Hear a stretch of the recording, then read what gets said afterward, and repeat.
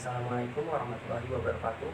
Bersama saya Revo Madaiki. Di sini saya akan menjelaskan materi tentang lingkungan basis data. Langsung saja kita masuk ke materi pertama.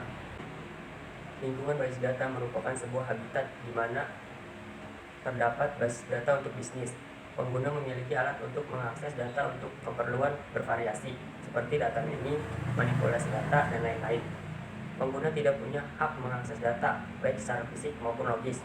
Tujuan utama dari sistem basis data dalam menyediakan memakai melalui suatu pandangan abstrak mengenai data dengan menyembunyikan detail dari bagaimana data disimpan dan dimanipulasi. Selanjutnya, arsitektur basis data. Pada tahun 1975, Badan Standarisasi Nasional Amerika atau ANSYS menetapkan 3 level abstraksi dalam database, yaitu yang pertama level eksternal, yang kedua level konseptual, dan yang ketiga level internal. Level eksternal adalah level yang menghubungkan langsung dengan pengguna database. Pada level ini, pengguna hanya bisa melihat struktur data sesuai dengan keperluannya, sehingga setiap user bisa memiliki pandangan yang berbeda dari user lainnya. Pada level ini, dimungkinkan pandangan user berada dengan representasi fisik dari data. Misalkan untuk data hari, secara fisik data direkam dengan bentuk kode, sedangkan user melihat data dalam bentuk teks. Data yang dilihat oleh user seakan-akan berasal dari satu file. Secara fisik mungkin diambil dari beberapa file yang berelasi. Kemudian level konseptual. Level konseptual adalah level dari para administrator database. Pada level ini didefinisikan hubungan antar data secara logik, sehingga diperlukan struktur data secara lengkap. Para administrator database memahami bagaimana satu view dijabarkan dari beberapa file data. Demikian pula pada saat perancangan database, mereka dapat saja membagi data menjadi beberapa file agar dapat diakses dan disimpan secara efisien. Kemudian level internal. Level internal adalah level di mana data disimpan secara fisik dalam bentuk kode, teks, angka, dan bit. Pada level ini didefinisikan alokasi ruang penyimpanan data, deskripsi data dalam penyimpanan, kompresi data agar lebih hemat, dan enkripsi data agar lebih aman. Kemudian ke data independen. Konsep dari level-level tersebut akan menambah pengertian mengenai kebebasan data atau data independen. Data independen dapat dibagi menjadi 2 bagian. Yang pertama itu visual data independen, yang kedua logical data independen. Kita bahas visual data independence, bahwa internal skema dapat diubah oleh DBA tanpa mengganggu konseptual skema.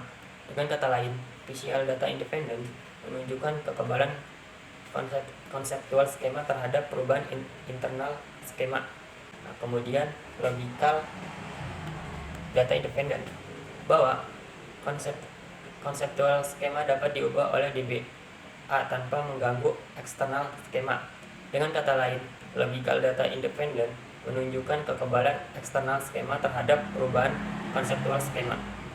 Selanjutnya ke database management system atau di DBMS.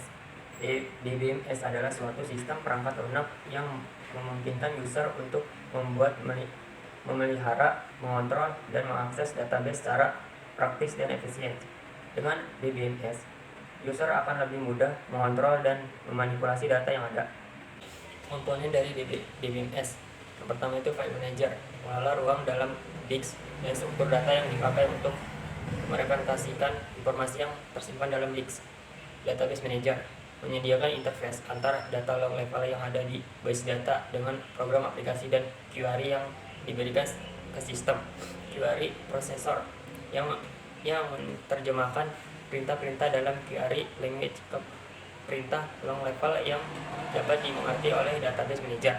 Di DML precompiler yang mengkonversi perintah DML yang ditambahkan dalam sebuah program aplikasi prosedur normal dalam bahasa induk.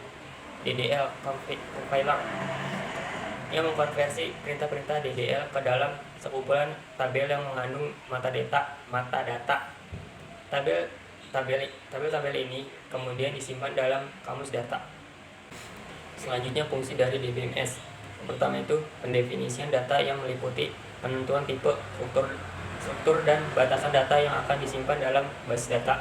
Kemudian konstruksi data yang meliputi proses penyimpanan data dalam database yang pengendaliannya diatur oleh DBMS. Terus manipulasi data merupakan fungsi untuk menampilkan data, mengubah data, serta menampilkan data yang ada dalam bentuk laporan. Selanjutnya, keamanan dan integritas data. Yang terakhir, menyediakan data dictionary. Bahasa yang digunakan dalam DBMS. Selain itu, data sub-language adalah subset bahasa yang dipakai untuk operasi manajemen basis data. Secara umum, maka setiap pengguna basis data memerlukan bahasa yang dipakai sesuai tugas dan fungsinya. Dalam basis data, secara umum dikenal dua data sub-language. Yang pertama itu data definition language atau DDL. Kedua, data manipulation language atau DML. Data definition language atau DDL, bahasa yang digunakan untuk mendefinisikan struktur atau kerangka dari basis data.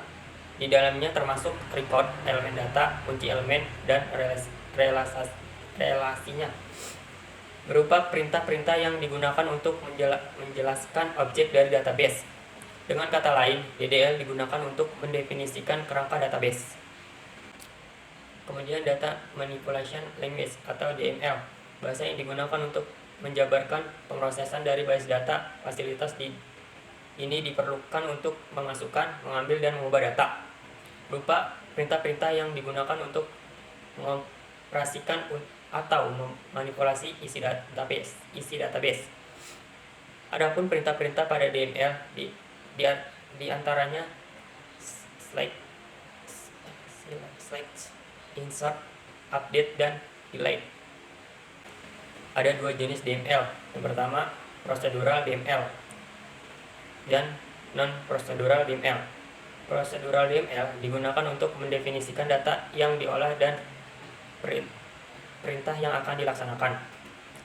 Sedangkan non-procedural DML digunakan untuk menjabarkan data yang diinginkan tanpa menyebutkan bagaimana cara pengambilannya. Selanjutnya, model data.